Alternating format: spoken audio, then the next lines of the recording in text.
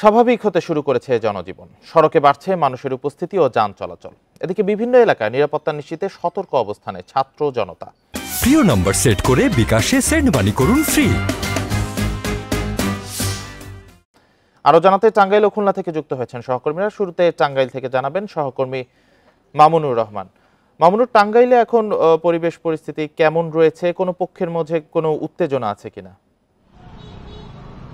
টাঙ্গাইলের পরিবেশ এখন অনেকটাই শান্ত রয়েছে। গতকালকে বিকেলবেলা আমরা যেটা দেখেছি যে টাঙ্গাইলের যারা বৈষম্য বিরোধী ছাত্র আন্দোলনের যেসব সমন্বয়ক ছিল তাদের সহ পুলিশ সুপার, অতিরিক্ত জেলা প্রশাসক, সার্বিক শিক্ষা সদর উপজেলা নির্বাহী কর্মকর্তা সহ তারা সবাই কিন্তু যে সে থানা খুলে দেয়।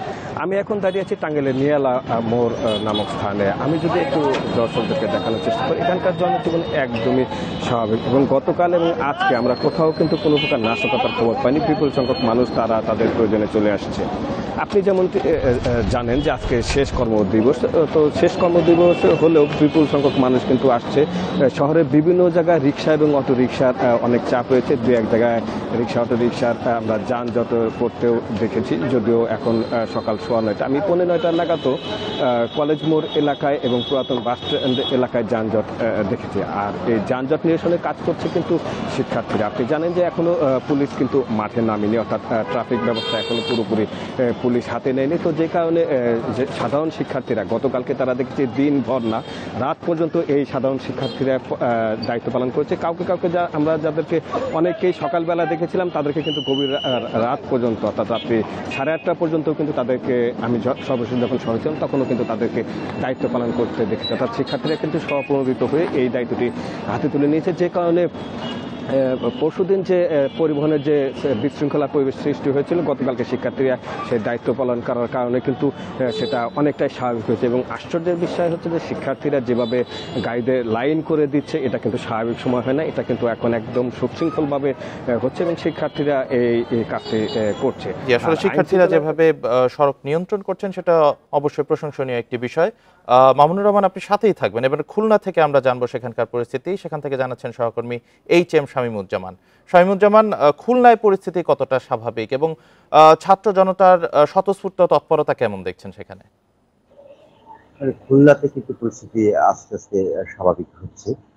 মানুষের মধ্যে যে ভয় শঙ্কা ছিল সেই ভয় শঙ্কা কাটিয়ে মানুষজন আস্তে আস্তে বের হয়ে আসছে এবং যান চলাচল অনেকটাই বেড়েছে। আমরা যদি গতকাল এবং গত পরশু হিসেবে আজকের কথা বলি, আজকে কিন্তু আমরা দেখছি খুলনাতে বেশ যান চলাচল করছে। আমরা সকালে খুলনার সোনাডাঙ্গা বাস টার্মিনালে খোঁজ নিয়েছিলাম, সেখান থেকেও দেখেছি যে বিভিন্ন দূরপাল্লার বাস ছেড়ে যাচ্ছে বা বিভিন্ন যান যেগুলো আছে এখন পরিবহন আছে সেগুলো কিন্তু ছেড়ে যাচ্ছে। তবে যাত্রী এখনো কম, আর যাত্রী কম থাকার কারণে স্বাভাবিকভাবেই পরিবহনও থাকছে কম।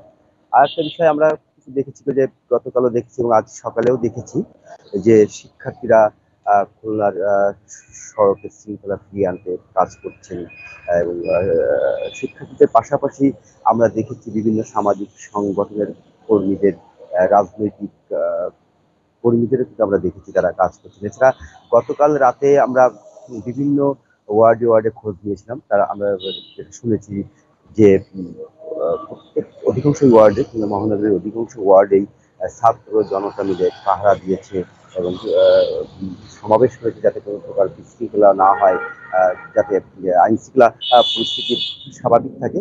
সব মিলিয়ে আমরা যেটা দেখছি যে এই মুহূর্তে খুলনার পরিস্থিতি আগের চেয়ে স্বাভাবিক হয়েছে এবং মানুষের মধ্যে যে ভয় সংখ্যাটা ছিল সেই ভয় সংখ্যা কাটিয়ে মানুষ বাইরে বের হচ্ছে এবং ব্যবসা প্রতিষ্ঠানও কিন্তু খুলতে শুরু করেছে।